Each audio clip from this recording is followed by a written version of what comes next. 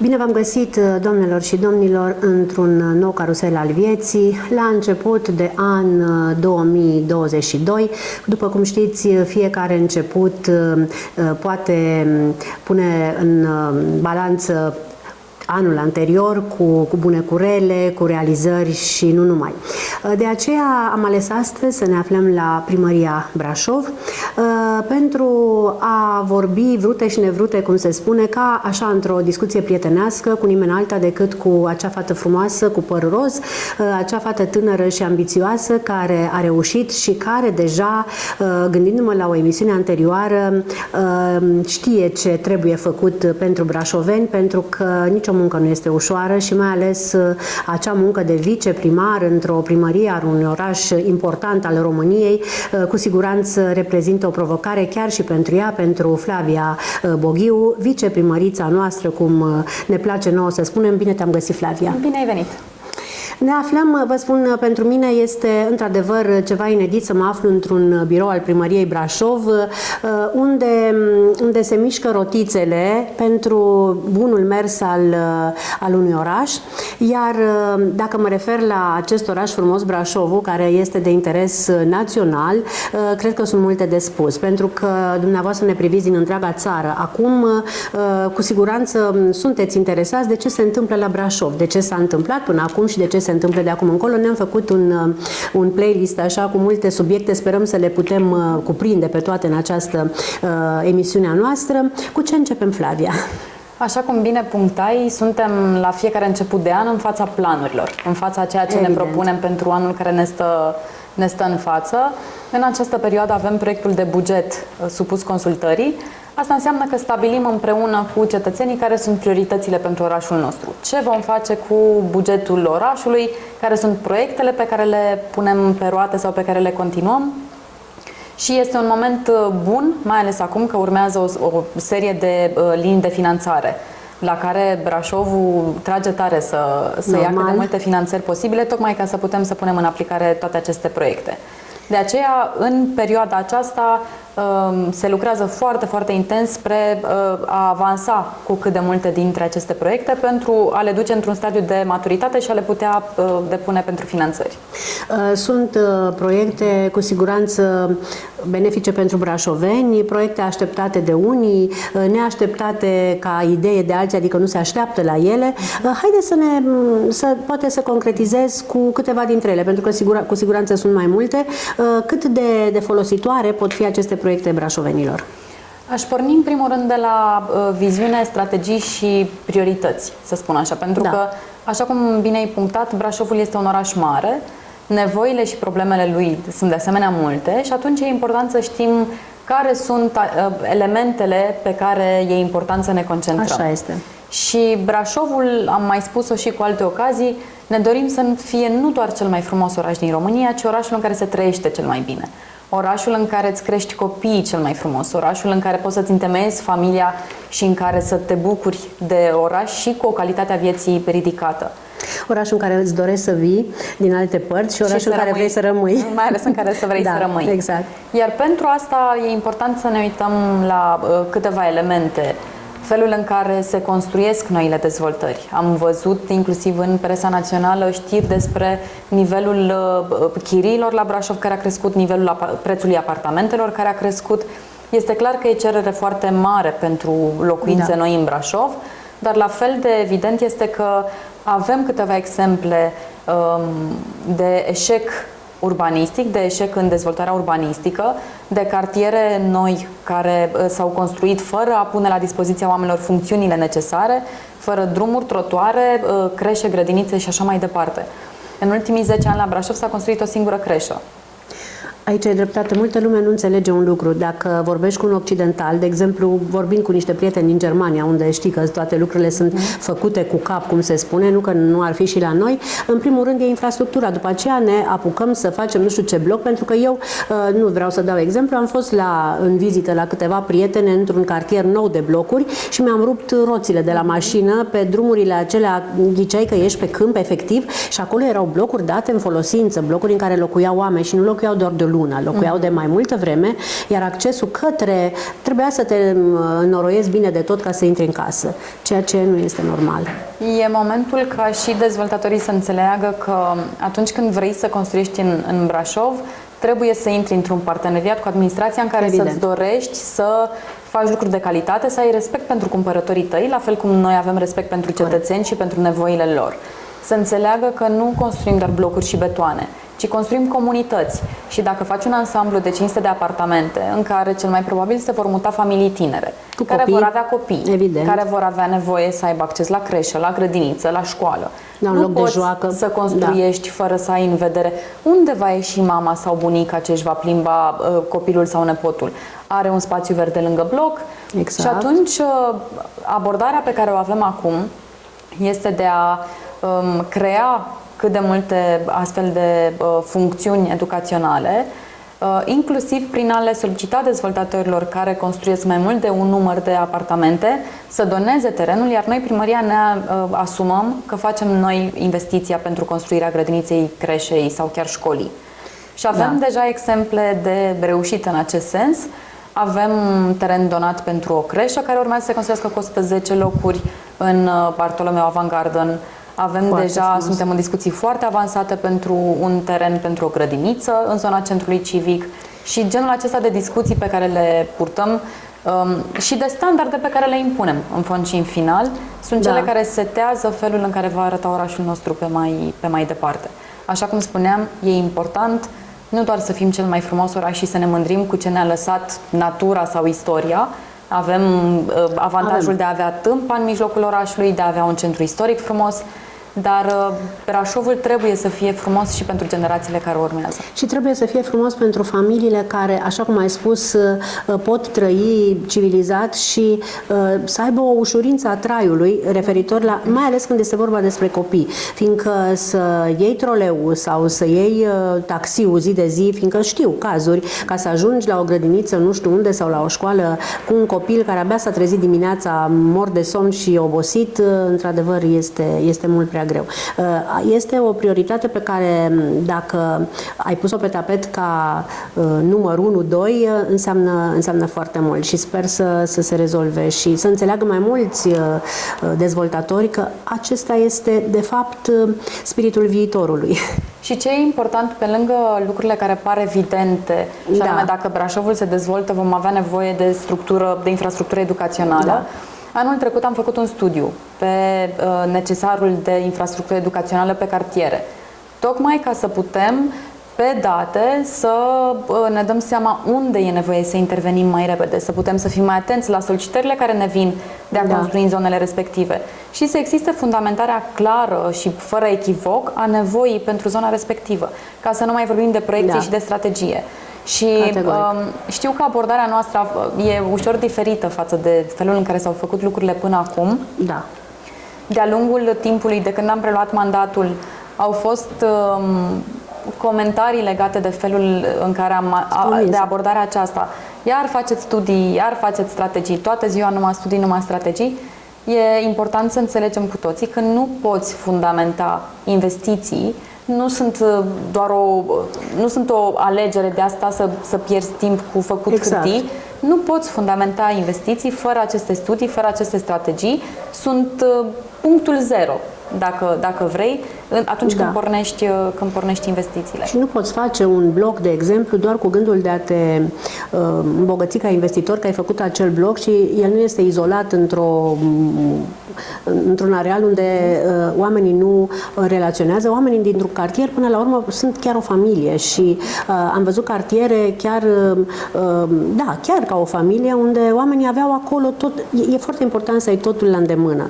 De la magazine, la școli, la grădinițe, este un mod de abordare modern, zic eu, și occidental, pentru că trebuie să ne aliniem celor care de mult fac asta, chiar dacă noi, din păcate, n-am mers pe această idee. Deci asta ar fi o prioritate. Flavia, mai departe, hai să mai vedem... Apoi, dacă ne gândim la cum ne dorim să arate orașul viitorului, orașul în care vom locui în viitor, e foarte important să avem infrastructură de sănătate și socială. Iar pandemia ne-a demonstrat cât de mare nevoie avem să întărim capacitatea sistemului medical, capacitatea de suport social. Povesteam acum ceva vreme despre ce a însemnat Vă ajutăm din Brașov. Exact. Inițiativă pe care am pornit-o, dar pe care comunitatea a crescut-o la nivelul la care a ajuns, prin care îi sprijineam pe cei în vârstă cu cumpărături pentru că nu puteau ieși din casă, cu livrare de mese calde, și ne-a arătat cât de mare este nevoia pentru suport social, să-i spunem, că n-aș vrea să, când discutăm despre asistență socială, să credem că este vorba despre ajutoare sociale sau venitul minim garantat, așa cum de multe ori se inoculează sau așa cum de multe ori este prezentat. Ei bine, și când vorbim despre infrastructură medicală, avem proiectele mari de anvergură, cele 2 spitale, Spitalul Regional și Spitalul de Pneumo, despre care nu știu cât de multă lume știe despre Spitalul de Pneumo, că atunci când ne-am preluat mandatul, el nu exista în Primăria Brașov nici măcar la nivel de gând, de intenție. Și acum suntem aproape am recepționat studiul de prefezabilitate, suntem aproape să recepționăm fezabilitatea. În un an și ceva a fost un sprint fantastic. Am tras cât de repede am putut pentru a avea studiile, ca să fim pregătiți pentru finanțări. Așa cum spuneam, în momentul în care mergi ca primărie la finanțare, la fondurile europene, e important să fii într-un stadiu cât de avansat, pentru că te bați la rândul tău cu alte orașe care vor să obțină fondurile respective. Și atunci trebuie esențial să fii cât se poate de avansat cu proiectul. Deci avem infrastructura mare de spitalicească, ceea ce va însemna un spital modern pentru Brașov, 1000 de paturi, un spital care va deservi întreaga regiune.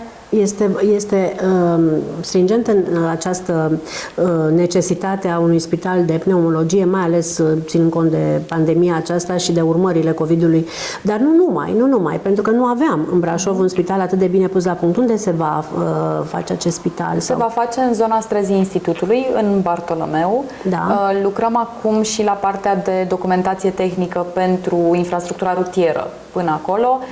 Va fi corelată inclusiv cu drumurile care vor merge către viitorul aeroport, cu tot ce înseamnă dezvoltarea zonei respective, pentru că, așa cum spuneam, e important să fii prevăzător și să ne dăm seama că acel medical city pe care vrem să-l construim acolo, pentru că va avea și alte tipuri de funcțiuni, să fie conectat la oraș și să fie facil de ajuns. Pe lângă infrastructura mare, despre care spunem spitale, avem în plan și lucrăm la infrastructură de asistență medicală și sanitară în cartiere, în centre de permanență, în cartiere. Adică aiurea spus, acele dispensare de cartier, cum erau pe vremuri. Acele dispensare de cartier, și încă un lucru foarte interesant legat de cum se făcea medicina de familie pe vremuri sau ce rol aveau dispensarele de cartier. Aveau și un rol de prevenție și de educație. Tinerele mame puteau să meargă la dispensar, să fie învățate cum să alăpteze, cum să-și îngrijească nou-născutul, care nu mai există. Și unele persoane pot spune există internetul, nu este același lucru. Eu știu, am un bebeluș mic acasă și știu ce înseamnă, cât de importantă este fiecare informație pe care o iei de la un om avizat și care poate să-ți vadă copilul. Țin minte și eu când eram gata să devin mamă, fiindcă exista acest dispensar de cartier, unde mă duceam periodic și mi se spunea foarte clar ce am de făcut și uite de ce nu mai există asta, ar fi minunat. Plus că ar fi în zona foarte aproape de mămicile care n-ar trebui să umble pe tot felul de mijloace de transport, să ajungă acolo și să investigheze cumva situația lor. Deci, cumva și ce e în trecut, cu ce va fi în viitor, veți face un prezent al binelui pentru om până la urmă. Important este să luăm din trecut și din experiența ceea ce a fost bine, să aducem în zilele noastre, să îmbunătățim, să ne uităm la Occident, să luăm de acolo ce e bun în materie de progres, de dezvoltare, de tehnologie, dar așa cum spuneam, să păstrăm ceea ce a fost bun. Iar aceste centre de cartier, care vor avea mai multe funcțiuni, inclusiv parte de consiliere sau poate parte de grupuri de sprijin pe diferite subiecte. Și aici vorbim de la adicții, pentru că în strategia de servicii sociale Vom aborda mult mai în detaliu și aspectul adicțiilor, dependențelor de alcool, de droguri, care sunt o problemă, o realitate, o realitate pe care, din păcate, în momentul de față nu o adresăm. Nu avem servicii specializate pentru familiile care se confruntă cu această problemă. Și vrem ca în aceste centre de cartier, unele dintre ele vor fi realizate în locul fostelor centrale termice de cartier. Am început deja documentație pentru ele. Altele vor avea destinație de funcțiune culturală. De exemplu, pe Octavian Gogan Tractorul, unul dintre punctele termice va deveni o bibliotecă de cartier și un hub de activități pentru copiii din zonă, unde diferite asociații care vor avea activități extracurriculare, cluburi de debate, ateliere de pictură, vor putea să folosească spațiul respectiv, care devine un spațiu al cartierului.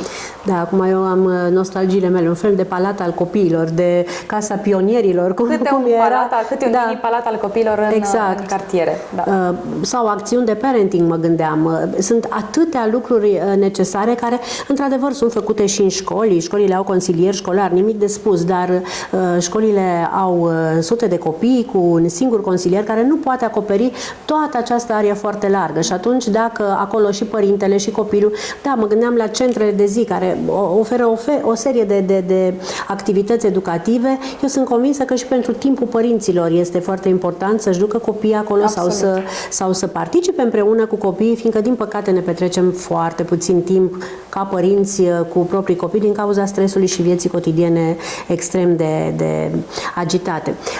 Ne oprim aici pentru un scurt moment în care poate și nu poate, sigur, vom prezenta câteva aspecte din trecut, din anul anterior, când Flavia Boghiu a realizat niște lucruri, niște proiecte, niște momente, evenimente pe care le vom prezenta așa succint, după care revenim. În 2020 lumea s-a oprit în loc. A venit peste noi pandemia, ceva ce nu mai trăiserăm, ne-a închis în case, a blocat tot, am trăit cu toții un sentiment ca de apocalipsă. Trecem prin această pandemie care a ajuns la cote maxime, alarmante. Este cât se poate declară că modul în care evoluează pandemia, care ne arată cât se poate de cert că spitalele sunt la limita de suportabilitate, inclusiv în județul Bihor, că numărul de decese în această perioadă este mult mai mare decât în perioadele normale. Diferența între Europa civilizată, pe care o vedem astăzi foarte clar, și România, Bulgaria, își arată rezultatele în spitale azi. Morții nu mai au loc în morgi, sunt lăsați pe holurile spitalelor și cred că fiecare dintre români are cel puțin o persoană cunoscută, apropiată, care a trecut prin pandemie și care a avut de suferit sau chiar au pierdut oameni dragi. Suntem într-o situație foarte gravă. Suntem pe primul loc în Europa la decedați. Este un clasament nu doar rușinos, dar de-a dreptul înfricoșător. Fiecare dintre noi cunoaștem pe cineva care fie a trecut cu greu prin boală, a suferit de o formă severă, fie, Doamne ferește, nu mai este printre noi. Cred că mai mult decât lupta pentru viață sau argument mai puternic decât lupta pentru viață, nu există. Acum, în plină pandemie, e timpul să ne întrebăm nu doar ce poate face țara pentru noi, ci să ne întrebăm ce putem face noi pentru țară. Și putem face un singur lucru: să ne vaccinăm și viața noastră va reveni la normal. Să ne vaccinăm și ne salvăm viața noastră și a celor dragi. Întotdeauna, în vremuri grele, românii au dovedit că pot fi o nație unită. Sunt inginer și am încredere în specialiștii din medicină. M-am vaccinat și vă invit și pe dumneavoastră să vă vaccinați. Oamenii din comunitatea Urban Ice Hub trebuie să înțeleagă că pentru a avea orașe pentru oameni avem nevoie în primul rând de orașe sănătoase. Cea mai sigură modalitate de a ne proteja de a reduce gravitatea unei infectări este vaccinarea. Pandemiile au fost învinse prin știință, adică prin vaccinare. Vă invit și vă rog să vă vaccinați. Orice frică legată de posibile efecte adverse se rezolvă cu informații din surse sigure de la specialiști care ne vor spune exact, ne vor da răspunsul la întrebări. Cred că ar trebui să fie mai atenți de unde își iau informațiile. Social media este invadată de informații care nu au surse serioase și trebuie să avem inteligența de a le gestiona și de a le filtra prin mintea noastră. Atât pot să spun. Dacă reușesc să conving un om să se vaccineze în urma acțiunii mele de astăzi, eu sunt fericit.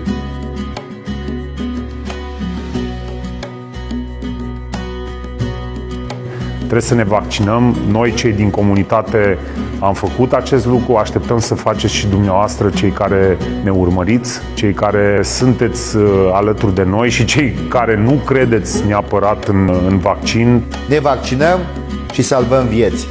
Ne vaccinăm și revenim la normalitate. Ne vaccinăm și viața noastră merge mai departe alături de cei dragi, cu sănătate și bucurii.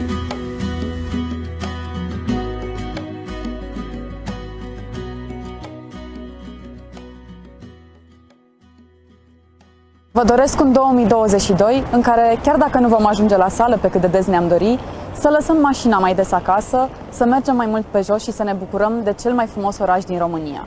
Și mai mult decât atât, să aveți parte de sănătate, de timp petrecut cu cei dragi și de o comunitate unită în care să ne simțim cu toții ca acasă. La mulți ani!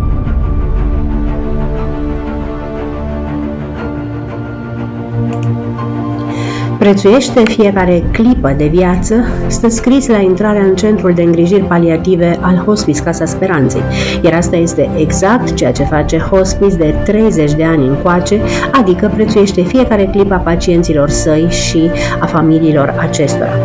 În cadrul vizitei întreprinse de primarul Alen Coliban și viceprimarul Flavia Boghiu la Hospice, s-au discutat probleme referitoare la modul de întrajutorare ca administrație. S-a povestit despre posibilitățile de extindere, despre strategia de dezvoltare a serviciilor paliative și despre nevoia de finanțare, precum și despre sărbătorirea anul acesta 30 de ani de activitate și de implicare și de dedicare. A fost o întâlnire plină de emoție, atât din pricina provocărilor pe care le presupune această activitate și a subiectului apăsător, dar mai ales datorită recunoștinței și mândriei pentru eforturile pe care Hospice le depune. Toate acestea așezate în perspectiva dreptului la un final demn și la prețuirea zilelor rămase. În 2021, Hospice a câștigat premiul Spitalul Anului, un motiv de mândrie pentru comunitatea brașoveană.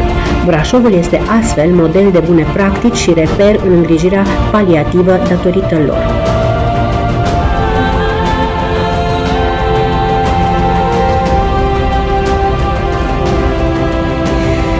Felul în care arată centrul istoric al Brașovului este măsura respectului nostru pentru istoria și patrimoniul orașului, precum și cartea de vizită în fața turiștilor care ne vizitează. Odată cu înființarea Fundației Monumentelor Istorice, s-a creat cadrul pentru finanțarea reabilitării fațadelor, iar într-una dintre ședințele de Consiliu Local de anul trecut s-au supus votului primele 4 astfel de obiective. Brașovul va fi cu adevărat cel mai frumos oraș din România. Am revenit așadar tot aici la Primăria Brașovului de vorbă cu Flavia Boghiu, viceprimărița noastră. Ați văzut proiecte de viitor, proiecte ancorate în trecut, dar proiecte cât se poate de benefice pentru brașoveni și pentru noi toți, pentru că este foarte important să ai o viață civilizată, ușoară, frumoasă, atâta timp cât tot ceea ce ți se oferă la nivel de oraș te ajută. Flavia, acum Eu de câte ori, trebuie să-ți mărturisesc ceva, de câte ori mă duc, îmi place să călătoresc foarte mult și de câte ori ajung în orice oraș din lumea asta, îmi doresc să intru în Old Town. Este acel loc care pe mine mă fascinează. Nu doar că este istorie, nu doar pentru că străduțele mici și frumoase aduc trebuie să ne păstrăm tradițiile și ceea ce ne reprezintă ca oraș. Brașovul evident că are și el un astfel de loc. Ce gânduri aveți despre, nu știu, nu pot să spun păstrarea tradițiilor, despre renovare, poate că e mult spus, despre cum va arăta unul dintre cele mai de preț bunuri ale patrimoniului nostru, exact, ca oraș, anume Centrul Vechi, da, care este un simbol pentru toată România. Piața Sfatului este o imagine pe care o recunoaște orice român. Și nu numai. Și nu numai. Strada Republicii de asemenea. Avem în plan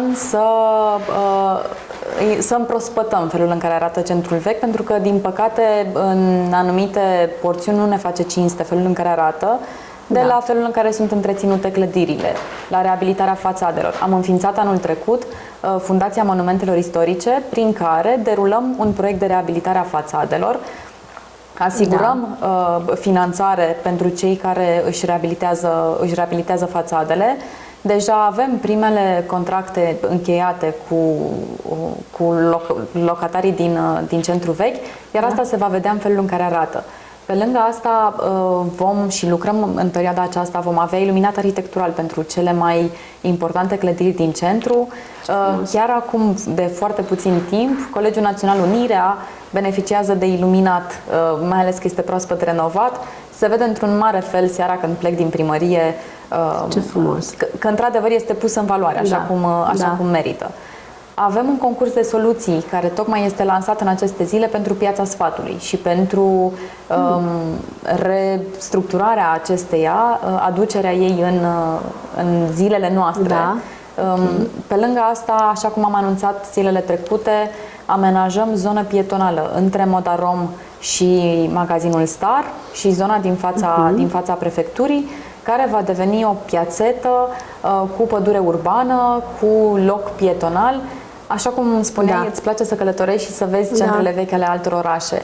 Nu știu dacă ai remarcat, dacă ai sesizat, în celelalte orașe, zona pietonală din centrele vechi e mult mai mare. Este mai amplă, așa este, da. E mult mai amplă, ai mult mai multe locuri de vizitat ca pieton în alte părți. Da. Iar dacă vrem într-adevăr să punem în valoare felul în care arată centrul istoric al orașului, trebuie să extindem această zonă pietonală, evident având în vedere și faptul că centrul vechi este locuit, sunt business-uri care se desfășoară acolo și care trebuie să aibă acces. Care de acces cu mașina, da, într-adevăr.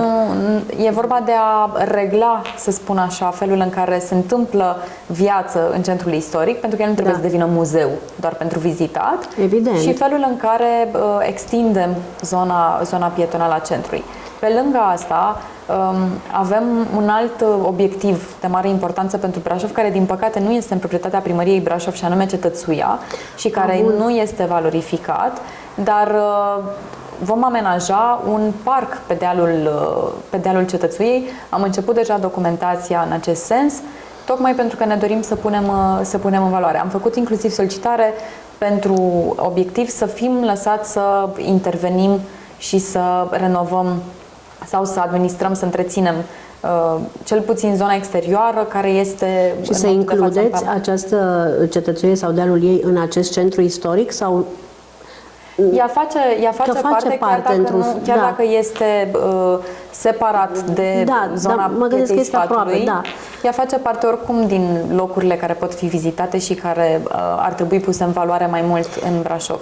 Da, este foarte frumos. Eu mi-și imaginez un viitor în care în acest centru istoric extins să vezi, mă gândeam cum sunt târgurile acestea de Crăciun foarte frumoase la Nuremberg, fiindcă eu merg foarte des acolo și tot așa în centrul vechi vezi căsuțele partenerilor țărilor care participă la acest eveniment în prag de sărbători și câte și mai câte, da, într-adevăr, oricum cei din țară vin pentru Brașov, pentru frumusețea lui naturală, cum spuneai, și pentru centru istoric de acum, dar cu atât mai mult atunci vor veni cu drag și se vor atrage foarte mulți turiști din toate colțurile lumii, nu numai ale țării. Important când vorbim, ai adus vorba despre turiști, important este să avem o strategie, să ne gândim ce fel de turiști ne dorim să ne viziteze. Turiști străini, care să stea ce perioadă, care ce să facă în Brașov.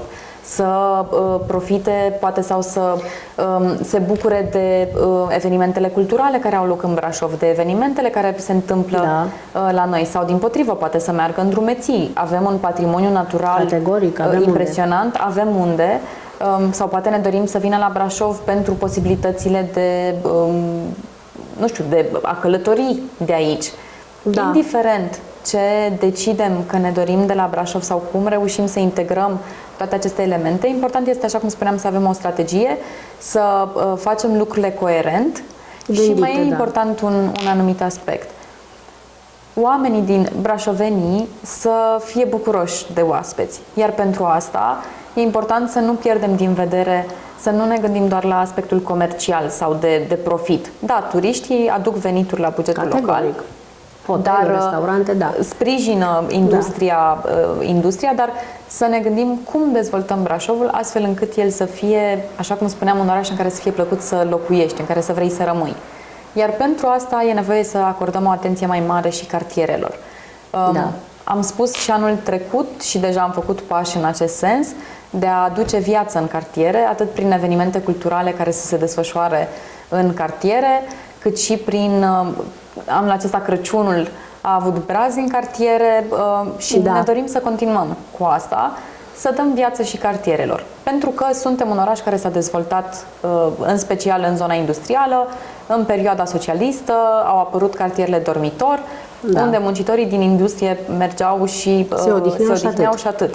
Dar ele trebuie să devină comunități. Da, eu mi-aduc aminte de e o idee acum, pur și simplu mi-am amintit-o, de un cartier în Germania, unde odată în fiecare weekend, fiecare stradă era transformată în nu știu cum să spun, într-un loc de expunere de mărfuri, adică strada X weekendul acesta, un fel de târg cu vechituri, cu mici lucruri chiar de mâncat, adică nu cine știe ce, și toată lumea știa că pe strada și se adunau oamenii, mă gândeam și la comunitățile acelea, diaspora din America, unde se strâng în jurul bisericilor, se strâng în jurul familiilor care formează familii și mai mari.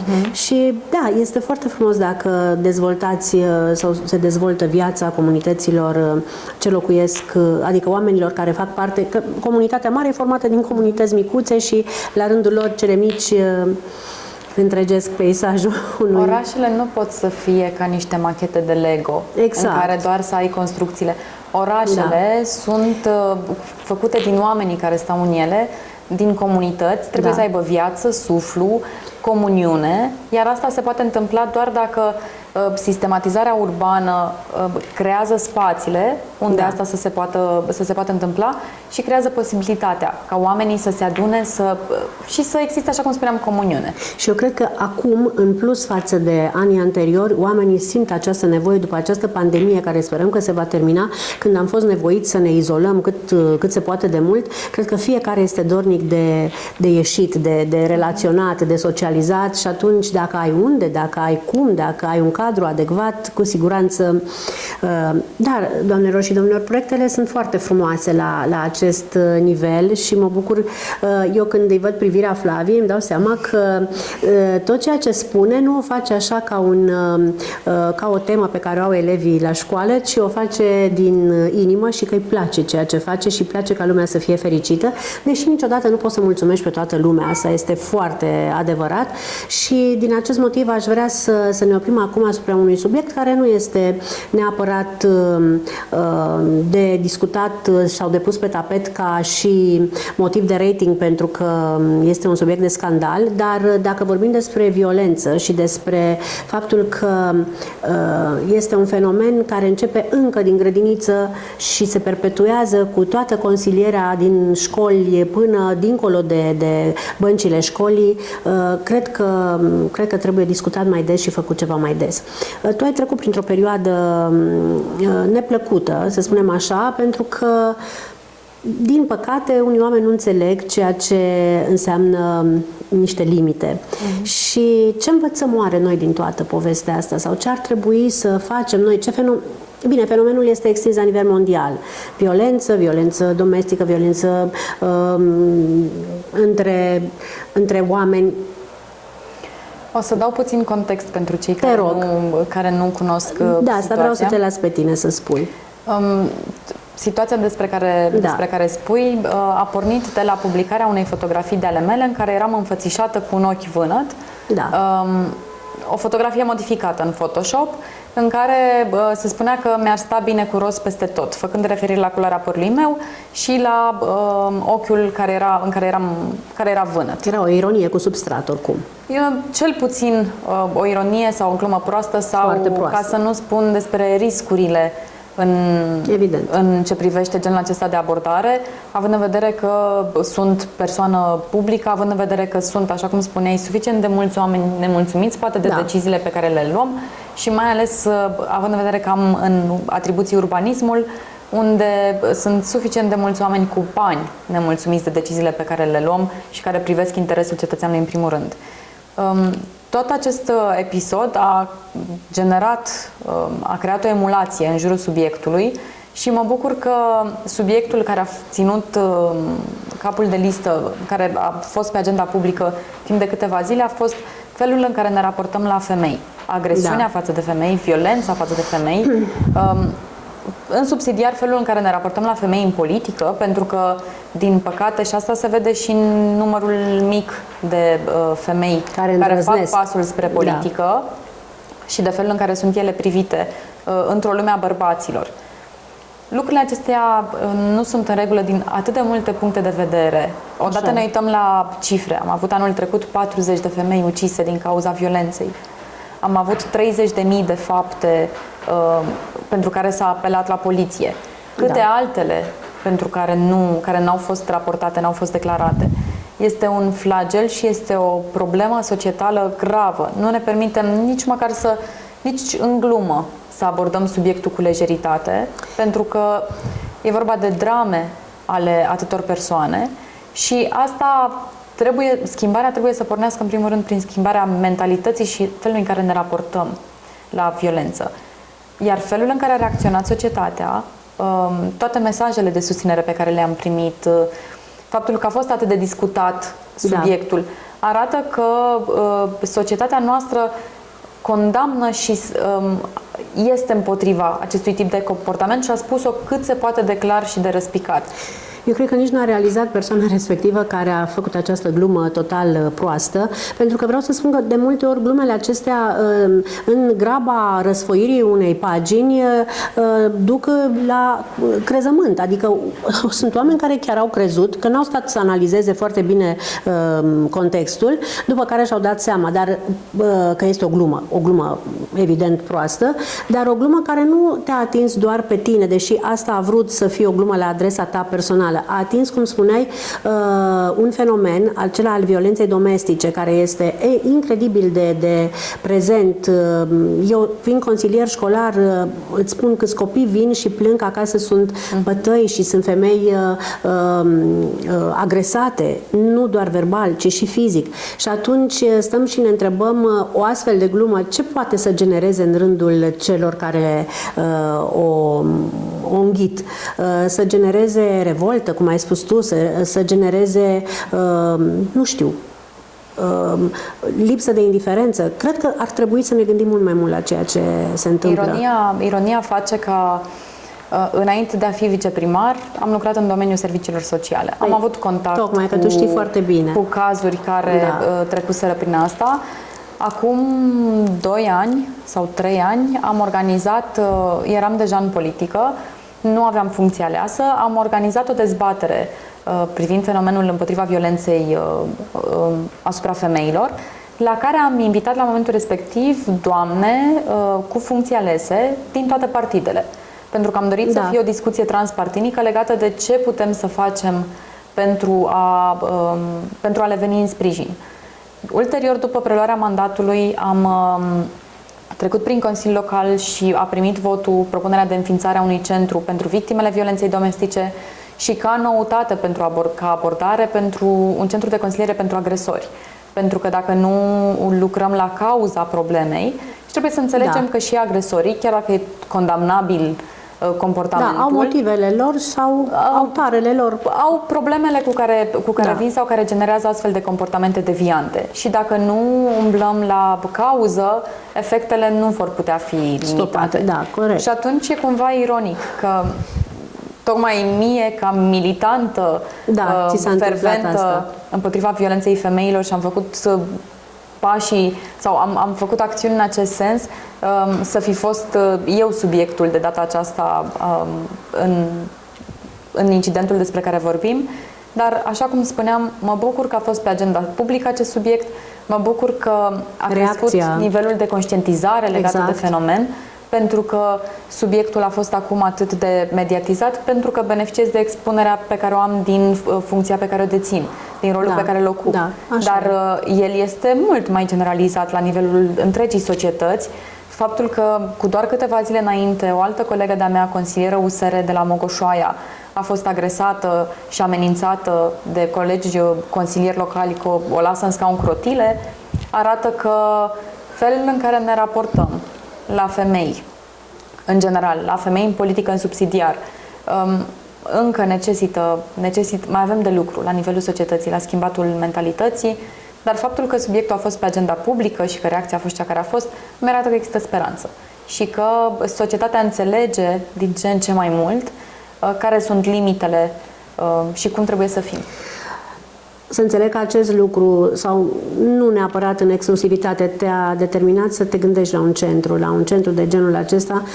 Știu că a existat, de exemplu la Râșnov, cu mulți ani în urmă, a existat un centru pentru violența domestică, unde veneau femeile agresate de soț și aveau un regim de confidențialitate. Dar, așa cum știți, mă gândeam, spuneai că bărbații ar trebui conciliați, pentru că dacă nu tratăm și agresorii, și agresorii, dar eu îți spun că și femeile ar trebui conciliate, pentru că multe dintre ele își doreau să se întoarcă la acea viață. Deci erau prinse într-o bulă, nu știu, nu pot să înțeleg. Pot să înțeleg. Multe substraturi există. Când discutăm despre violență domestică, care unor par greu de înțeles din afară. Tocmai de aceea ajutorul specializat caută să facă exact asta, să înțeleagă toate substraturile și toate implicațiile psihologice. Deci dacă va exista acest centru, și am înțeles că e pe lista de priorități, eu cred că beneficiarii cei mai importanți ai acestui centru nu sunt nici femeile, nu sunt nici bărbații implicați în această situație. Din punctul meu de vedere sunt copiii. Copiii implicați în certurile părinților, copii care vin apoi în școli, unde devin copii frustrați, copii depresivi, copii violenți, pentru că violența naște violență, copiii care vor avea probleme de comportament datorită acestor traume o viață. Ori un centru de genul acesta salvează adulții, dar salvează în primul rând copiii. Este vital. Este vital, iar noi ca societate, așa cum bine spuneai, începem să ne trezim. Cred eu că începem să ne trezim. Păi ar fi păcat, pentru că eu am spus întotdeauna, nu mă mai pot uita la știri, în ideea în care mă avertizează că urmează știri cu mare impact emoțional și aud că acolo a fost omorâtă o femeie, apoi s-a sinucis bărbatul din... Este foarte trist. Nu are sens să discutăm despre cauze, de la alcool la lipsuri și așa mai departe. Cred că ce lipsește este tocmai un mod de educație pentru acești oameni care se nasc, din păcate, cu cu o zestre a familiei, cu o zestre a divinității pe care o moștenesc și o duc mai departe cu putință sau fără putință. Fără sprijin de multe ori nu se poate. Și sprijinul constă în voi, în cei care vă gândiți să-i ajutați într-un mod specializat. Și care trebuie să vină, așa cum bine punctai, e nevoie de o abordare integrată. Categoric. Să reușești să rezolvi efectele pe care abuzul le are asupra victimei, să reușești să intervii la cauzele care au generat problema în familie, să te apleci asupra situației minorilor din familie și a felului în care sunt aceștia afectați și cum le este afectată creșterea. Da, suntem încă departe de a putea avea servicii la standardul pe care mi l-aș dori sau pe care îl visez, dar important este că primii pași s-au făcut. Important este că în Brașov avem o rețea de sprijin a supraviețuitoarelor. Este foarte important că avem ONG-uri în domeniu care fac o treabă fantastică, o treabă extraordinară și care și-au adus aportul în această luptă și noi, autoritățile, să înțelegem că ceea ce nu putem noi să facem, e important să știm că avem acești parteneri în comunitate și să ne sprijinim de toată expertiza lor. Acum, în final, aș vrea să te întreb ceva, cred că e ceva ce se întreabă multă lume. Cum supraviețuiește o femeie într-o lume a bărbaților, într-un plan politic unde, bineînțeles că tot bărbații sunt la putere, o femeie tânără care are o funcție foarte importantă și este o persoană publică foarte importantă într-un oraș, într-un județ, cum răzbate în această lume o femeie firavă, o fetiță până la urmă, nici n-ai impresia că este un lider și un om care stă într-un scaun de viceprimar într-o primărie a unui oraș important. Cum reușești? Pentru că, uite, vorbeam cu cineva, am să-ți mărturisesc, și spunea, păi da, a văzut știrea cu ochiul tău acolo, ochiul vânăt și am vrut să zic prelucrat în Photoshop și spunea, da, dar trebuie să te aștepți atunci când ești într-o funcție că vei avea totdeauna și argumente și pro și contra în referitor la ceea ce faci. Nu o să poți să mulțumești pe nimeni, iar reacția celorlalți nu o să fie niciodată numai roz. Ca părul tău, nu o să fie. Absolut de acord. Vei avea și persoane care te vor contesta, critica, care nu vor fi de acord cu tine și e absolut normal să fie așa. Este. Pe subiectul pozei modificate, problema a fost că s-a depășit o limită. Deci deja când instigi la violență împotriva mea, se depășește orice limită. Legat de cum e să fii tânără femeie, aș vrea să spun că spuneai de faptul că mai sunt și tânără și firavă. Eu am fost mică de înălțime toată viața mea. Sunt minion, am 1,60 m și dacă în copilărie și în școală mă frustra și mi-aș fi dorit să fiu mai înaltă, mi se părea că oamenii înalți sunt altfel luați în serios, după aceea am învățat că esențele tari se țin în sticluțe mici. Exact.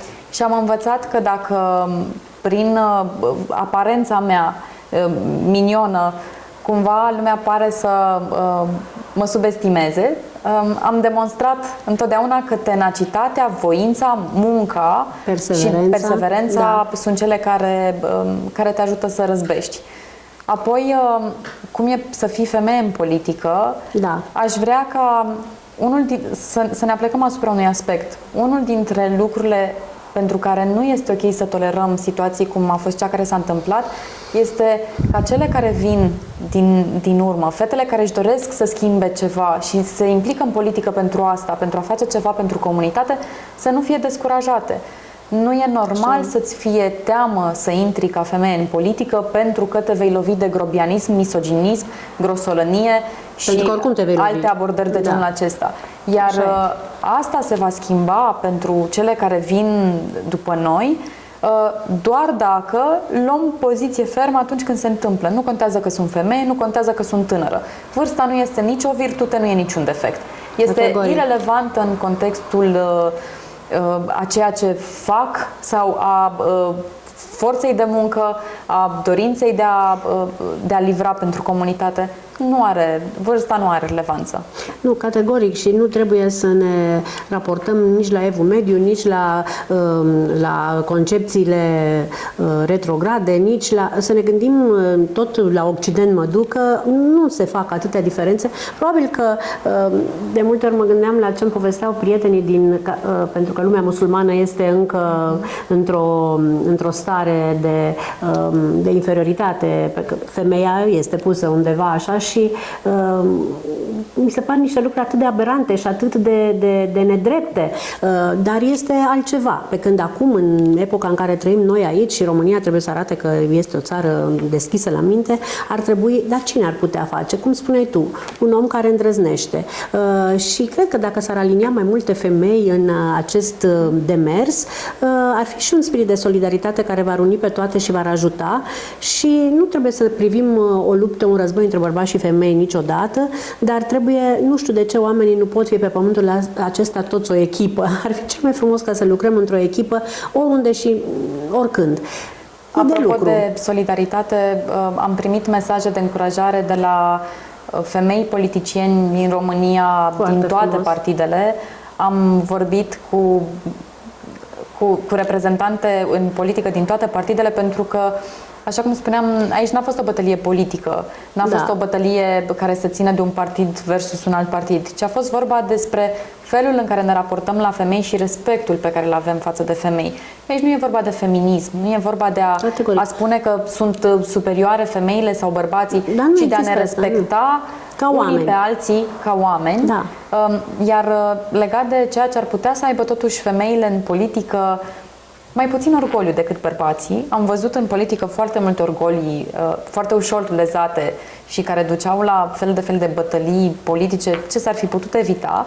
Femeile sunt mai temperate din punctul acesta de vedere, au mai multă aplecare și empatie spre nevoile oamenilor. Le este mai ușor să empatizeze să se transpună în locul cetățeanului care are nevoi și să le transpună după aceea în felul în care își face activitatea. Deci eu cred că nu doar că e loc de mai multe femei, ar fi și bine să existe mai mult echilibru între calitățile pe care le au bărbații lideri și cele pe care le pot aduce la masă femeile. Echilibru, acesta este cuvântul care răzbate din tot ceea ce ai vrut tu să spui și vreau să spun acum chiar în final că acea persoană care te-a agresat emoțional în primul rând nu realizează cât bine a făcut pe lângă răul făcut, pentru că a stârnit, a deschis o ușă, a strâns oameni solidari în jurul tău și a dovedit odată în plus că sunt mentalități care trebuie dărâmate și că zidurile acelea care ecranează între femei și bărbați trebuie să dispară și mentalitățile trebuie să fie totuși ale unor oameni inteligenți. Iar oamenii inteligenți se cern și de fiecare dată când cineva știe ce să spună, este punctul, este cuvântul, este miracolul care, da, este un miracol atunci când oamenii sunt alături de un eveniment de genul acesta. Și ce e important, și o spun de câte ori am ocazia, să găsim lucrurile care mai degrabă ne unesc decât cele care ne dezbină. Să nu ne uităm la diferențele femei, bărbați, vaccinați, nevaccinați, de stânga, de dreapta, religioși, atei. Dezbinare înseamnă asta, da. Cel mai important este să ne uităm la lucrurile care ne unesc, iar cel puțin pentru noi, comunitatea, ne unește mândria de a fi brașoveni, ne unește mândria de a trăi în acest oraș și faptul că ne dorim cu toții să fie orașul în care se trăiește cel mai frumos, așa cum am spus. Mulțumesc, Flavia Boghiu, viceprimărița noastră a Brașovului. Mesajele le cerneți dumneavoastră, mesajele acestei discuții, acestei întâlniri, care mie mi-a făcut foarte mare plăcere. Îți mulțumesc, Flavia. Îți mulțumesc din tot sufletul. Dumneavoastră, doamnelor și domnilor, vă mulțumesc pentru atenție. Ați aflat ce proiecte sunt în derulare la Brașov, ați aflat cât de frumoasă poate să devină viața brașovenilor din multe puncte de vedere, fie că este vorba de oamenii din cartiere care pot reprezenta o familie, fie că este vorba de turiștii care pot face o familie cu brașovenii într-un centru istoric mult mai bine dezvoltat.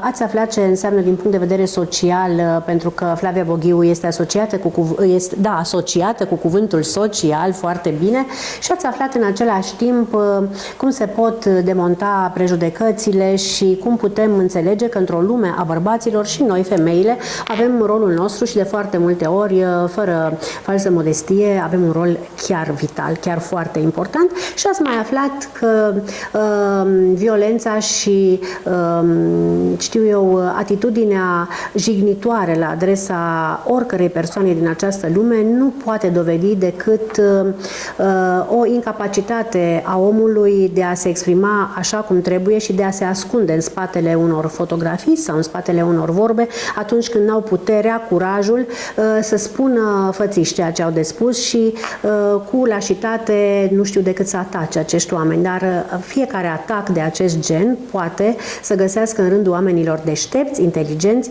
reacția potrivită. Vă mulțumesc pentru atenția cu care sperăm că ne-ați urmărit și astăzi. Sunt Irina Palade, încheiem un nou carusel al vieții aici la Primăria din Brașov.